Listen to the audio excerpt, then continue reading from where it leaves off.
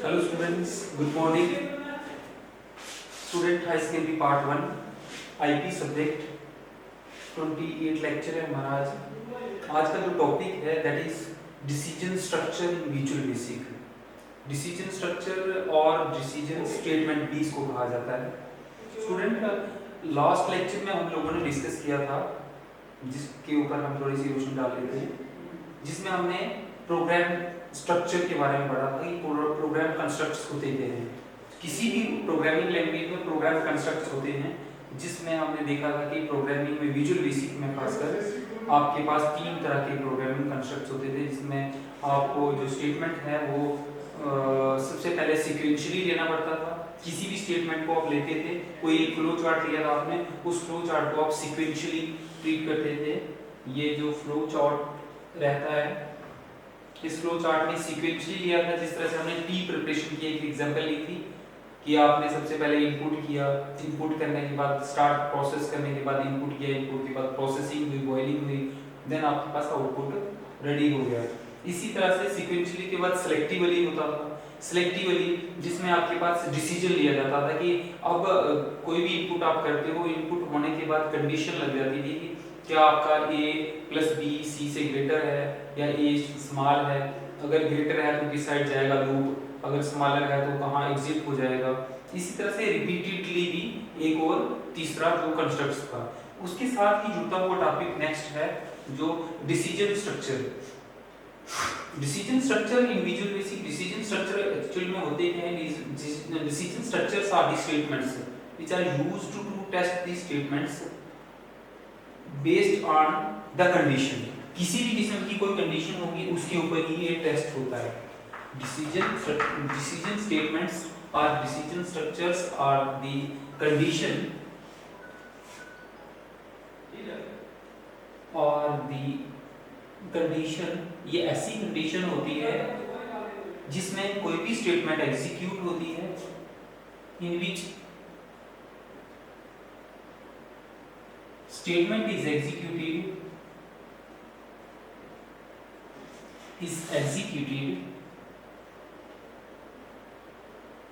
based on the given condition। आपके पास कौन सी ऐसी कंडीशन है कि आपकी स्टेटमेंट किस साइड एग्जीक्यूट हो। बेसिकली जो डिसीजन स्ट्रक्चर है वो 2 टाइप्स के होते हैं। There are 2 types of decision structures।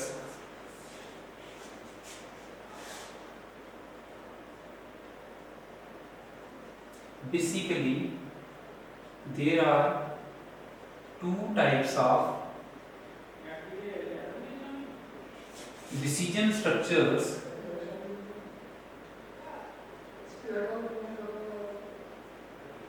which are, number 1 is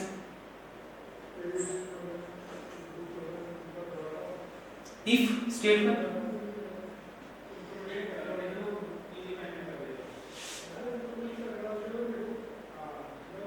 and number 2 is select case statement। select case statement। Student हम विजुअल बेसिक की बात कर रहे हैं। विजुअल बेसिक में डिसीजन स्ट्रक्चर को हम देख रहे हैं। इससे हमने प्रोग्रामिंग कंस्ट्रक्ट्स पहले देख लिया, प्रोग्रामिंग कंस्ट्रक्ट्स किस तरह से एग्जीक्यूट होते थे और उसमें कौन कौन सी स्टेटमेंट किस तरह से एग्जीक्यूट होती थी। आपने उसके सारे के सारे फ्लो चार्ट देखे थे और प्रोग्राम को भी एग्जीक्यूट करवाया था। आज हम जो डिसीजन स्ट्रक्चर देख रहे हैं, डिसीजन स्ट्रक्चर एक कंडीशन है जिसमें स्टेटमेंट को एग्जीक्यूट किस प्रकार होना है डिपेंड करता है कंडीशन के ऊपर कि आपके पास कौन सी कंडीशन है। तो हमारे पास डिसीजन स्ट्रक्चर जो होते हैं वो 2 टाइप्स के होते हैं, 2 प्रकार के होते हैं। Number 1 first is if statement, number 2 is select case statement. मैं नंबर 1 स्टेटमेंट पे आता हूँ, इफ स्टेटमेंट। अगर हम इफ स्टेटमेंट की बात करें, ये जो हमारा इफ स्टेटमेंट है, if statement are again classified into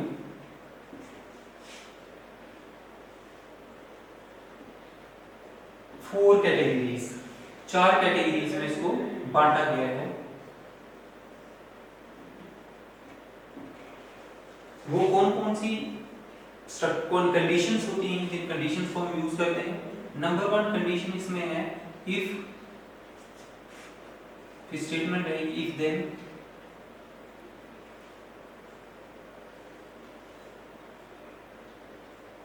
else, if then end if.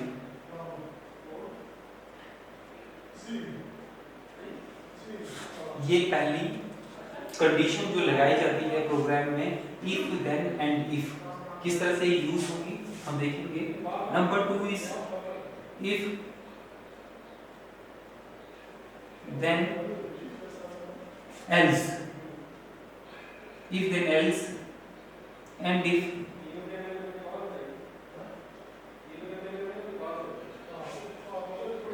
Number 3 is if then else if। And number 4 is nested loop।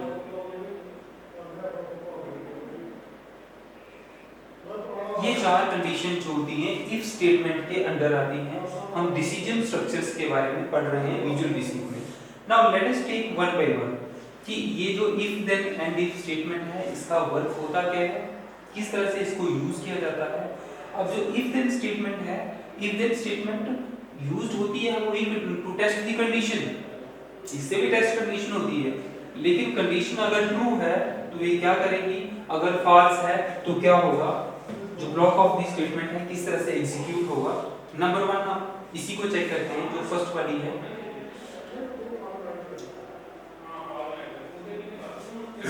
First is if then end if. Students, if then end if वो statement होती है और वो statements which are used to test the condition, are used to test the condition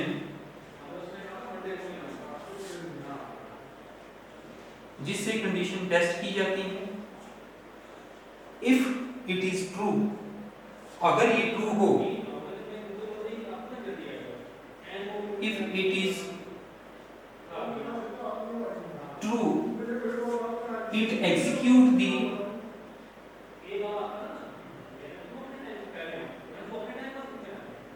block of statement। जो भी statement होती है उसका स्टेटमेंट का जो ब्लॉक होता है, execute the block of statement given after then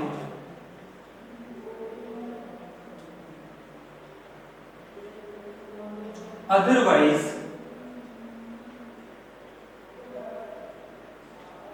skip it।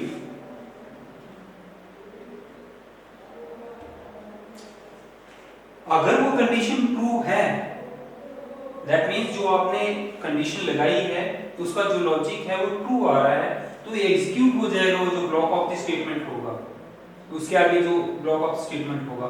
Otherwise वो स्किप हो जाएगा प्रोग्राम से और आपका प्रोग्राम क्लोज हो जाएगा। इसका सिंटैक्स है, इन स्टेटमेंट्स का जो सिंटैक्स है किस तरह से इसको हम यूज कर सकते हैं। तो स्टेटमेंट को यूज करने के लिए, देन एंड इफ को यूज करने के लिए आप क्या लॉजिक लगाते हो, किस तरह से इसका सिंटैक्स लगाते हो,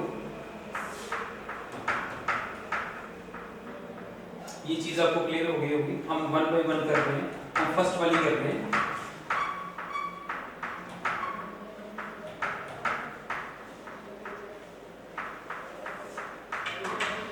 इसका सिंटैक्स जो रहेगा, that means how you can use this. इसको यूज करने के लिए आपको सबसे पहले लगाना पड़ेगा इफ। इफ आपने लगाया, इफ के बाद आप कंडीशन लगाएंगे,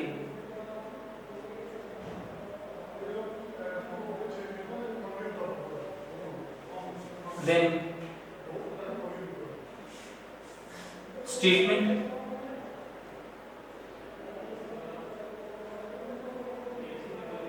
जो भी स्टेटमेंट आपकी रहेगी, उसके बाद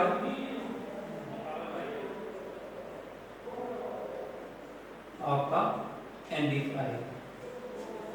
आपकी जो लॉजिक है अगर वो ट्रू है तो इस पूरे ब्लॉक को वो एग्जीक्यूट कर लेगा।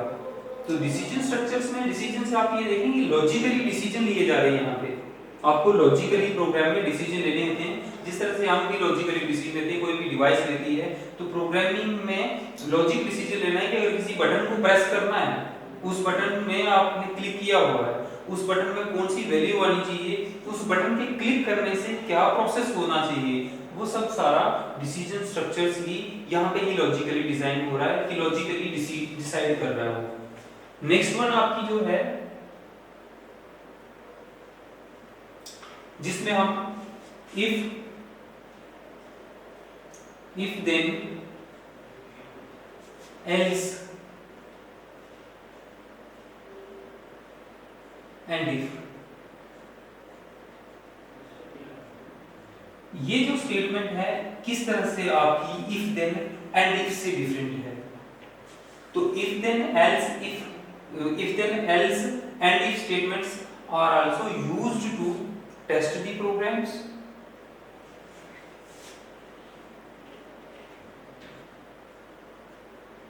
are used to test the condition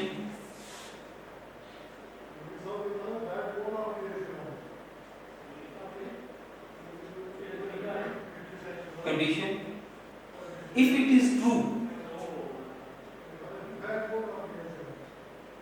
if it is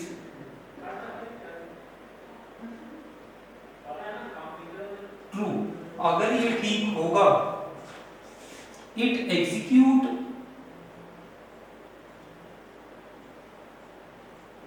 the block one statement, block one, एक स्टेटमेंट की हम बात कर रहे हैं, block one statement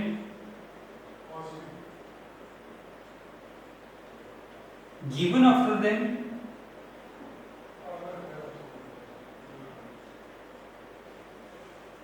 otherwise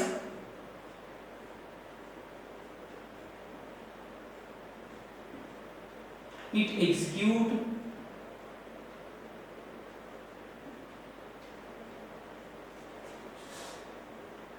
the second block 2 statement given after else के बाद जो भी स्टेटमेंट होगी उसको एग्जीक्यूट करेगा। इसका मतलब ये है कि एक ब्लॉक आपका हुआ जो स्टेटमेंट का एग्जीक्यूट, उसके बाद दूसरा ब्लॉक एग्जीक्यूट होगा, इसी तरह से तीसरा ब्लॉक एग्जीक्यूट होगा। ये जो कंडीशन आपकी लगेगी if then else and if statement में आप यूज करते हैं। So syntax of this program, syntax of this statement is, इस कंडीशन का सिंटैक्स क्या होगा, किस तरह से आप इसको यूज कर सकते हो।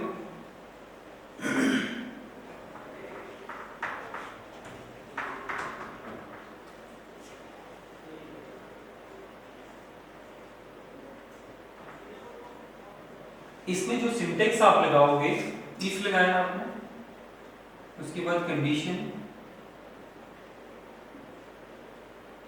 देन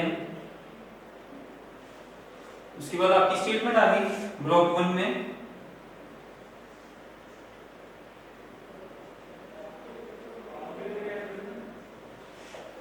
स्टेटमेंट वन की इसको आप लिख सकते हो। उसके बाद आपका एल्स लगेगा,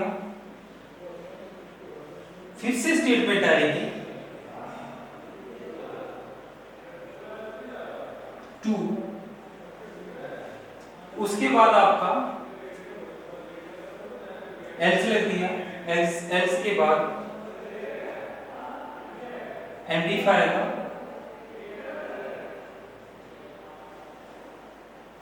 एंड इफ के बाद अगर कोई स्टेटमेंट होगी तो स्टेटमेंट को एग्जीक्यूट किया जाएगा। इस तरह से जितनी कंडीशन आप लगा रहे हो इसमें, इसी तरह से एग्जीक्यूट होती जाएंगी।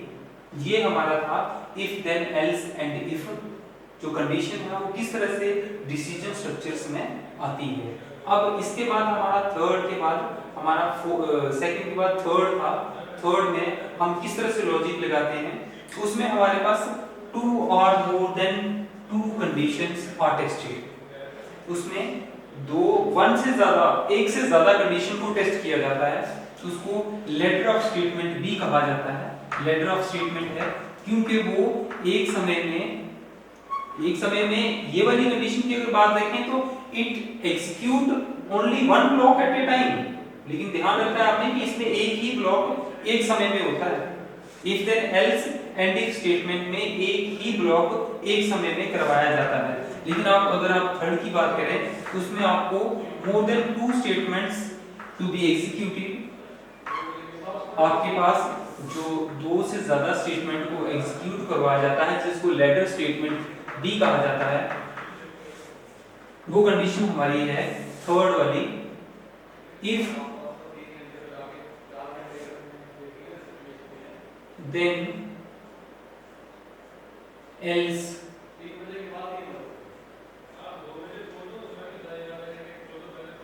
if।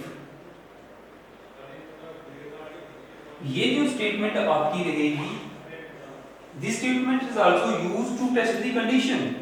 इस स्टेटमेंट को भी टेस्ट करने के लिए ही यूज किया जाता है, बट टेस्ट टू वन और मोर condition. This statement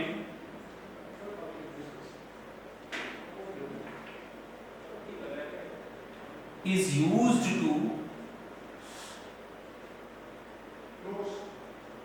to test one or more condition.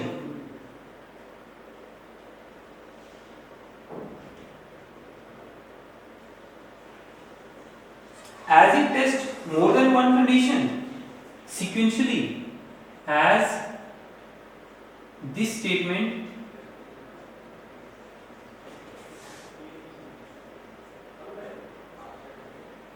tests more than one condition sequentially means sequence में, it is also called as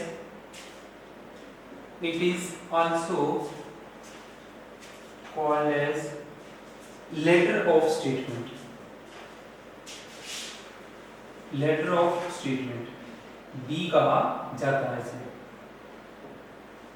इसका जो सिंटेक्स रहेगा, इसी तरह से आप जो स्टेटमेंट लगाएंगे,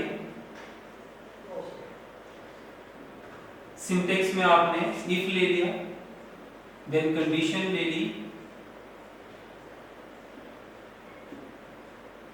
देन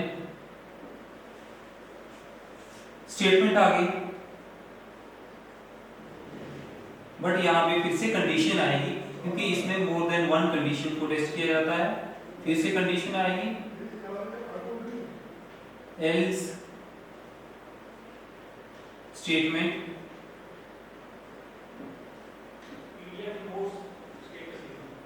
और एल्स इफ। इस तरह से इसका सिंटेक्स रहेगा। आप प्रोग्राम को किस तरह से एग्जीक्यूट कर सकते हैं, जो डिसीजन स्ट्रक्चर्स में हम थर्ड वाला इफ देन एल्स इफ हम कर रहे थे। इसके साथ ही इसका फोर्थ वाला पार्ट है, जिसमें फोर्थ है, इसको नेस्टेड है, इसको बहुत कम यूज किया जाता है, मोस्टली हम उसको इस्तेमाल नहीं करते हैं इतना, लेकिन फिर भी प्रोग्राम में वो इस्तेमाल होता है। That is fourth one is nested. इसको नेस्टेड लूप भी कहा जाता है। नेस्टेड लूप इन चीजों से किस तरह से डिफरेंट है? It means we can use one if or else if statement inside other. एक इफ या एल्स इफ को दूसरे के अंदर एग्जीक्यूट करवाना। इट मींस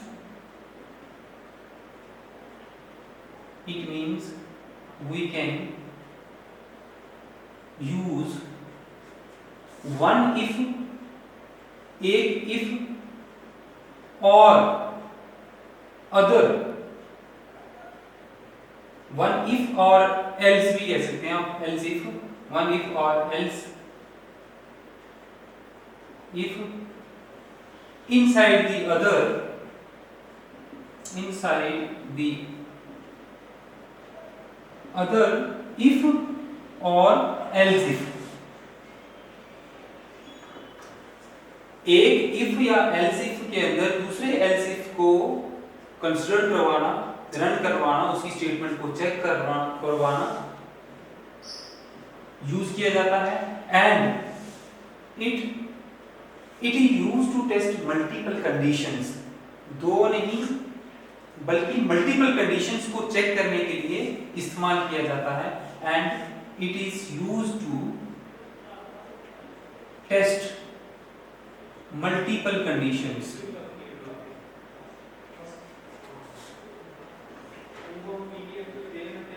मल्टीपल कंडीशंस को चेक करने के लिए नेस्टेड लूप को इस्तेमाल किया जाता है।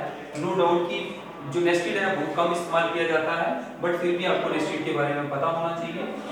अब जो हमारे पास सेकंड था कि ये टू फॉर्म्स के होते हैं, एक तो इफ देन स्टेटमेंट, दूसरा होता है सिलेक्ट केस स्टेटमेंट। तो सिलेक्ट केस स्टेटमेंट क्या है? जो डिसीजन स्ट्रक्चर है वो टू टाइप्स के हैं, जिसमें सेकंड वाला है सिलेक्ट केस स्टेटमेंट। तो सिलेक्ट केस स्टेटमेंट क्या होता है उसको हम स्टडी कर लेंगे। सिलेक्ट केस स्टेटमेंट मींस उसमें किस तरह से लॉजिकल डिसीजंस होते हैं, किस तरह से लॉजिकल डिसीजन को लिया जाता है। सिलेक्ट केस स्टेटमेंट ये प्रोग्रामिंग का पोर्शन है, आप लोगों को थोड़ा सा इस पे सीरियस रहना पड़ेगा। Second one is select case statement. Select case statement student, select case statement किस तरह से उनसे डिफरेंट है? सिलेक्ट केस स्टेटमेंट में होता क्या है? It is used to select, इसको भी सिलेक्ट करने के लिए काम आता है। हम इसमें सिलेक्ट करते हैं one option from multiple options. हमारे पास मल्टीपल ऑप्शंस दिए होते हैं, बहुत सारे ऑप्शंस होते हैं, उन ऑप्शन में से हमें एक ऑप्शन चूज करना होता है, सिलेक्ट करना होता है। It is used to select one option from multiple option. It is used to select one option from multiple options. एक ऑप्शन को सिलेक्ट करना फ्रॉम मल्टीपल ऑप्शन में से। और अगर आप इसको और तरीके से समझना चाहें, इसमें हर एक ऑप्शन जो होता है वो रिप्रेजेंट होता है बाय वन, क्योंकि हर ऑप्शन को एक वन सिलेक्ट स्टेटमेंट से ही रिप्रेजेंट किया जाता है। Each option is represented by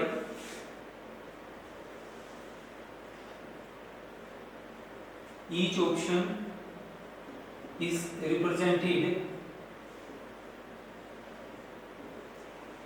by one select case structure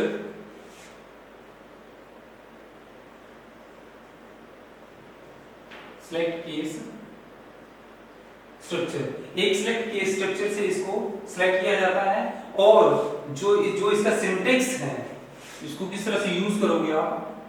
syntax of using select case statement. Select case statement में आप लोगों को एक एल्स इफ स्टेटमेंट लेनी है जिसमें आपने सिलेक्ट करना है। सिलेक्ट कर लो आप, सिलेक्ट में आपने एक केस ले लिया, उसके बाद आप इसकी एक्सप्रेशंस ले ली। एक्सप्रेशन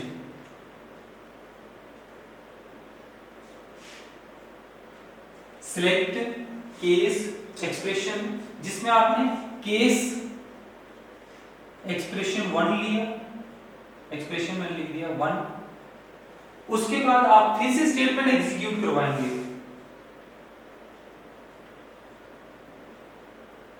स्टेटमेंट वन मान लेता हूं मैं इसको, एक स्टेटमेंट ले ली, क्योंकि केस आपके पास मल्टीपल ऑप्शंस, एक ऑप्शन को सिलेक्ट करना होता है मल्टीपल ऑप्शन में से। दैट मींस ये मल्टीपल चीजों के लिए यूज होगा। तो आपके पास स्टेटमेंट टू आएगा, स्टेटमेंट वन आया, स्टेटमेंट वन के बाद आप केस टू लगा दो। केस टू में आपके पास फिर से स्टेटमेंट आएगी। स्टेटमेंट के बाद जैसे स्टेटमेंट हुआ तो केस एल्स, फिर से स्टेटमेंट लगा सकते हो और एंडिफ कर सकते हो। Statement and select.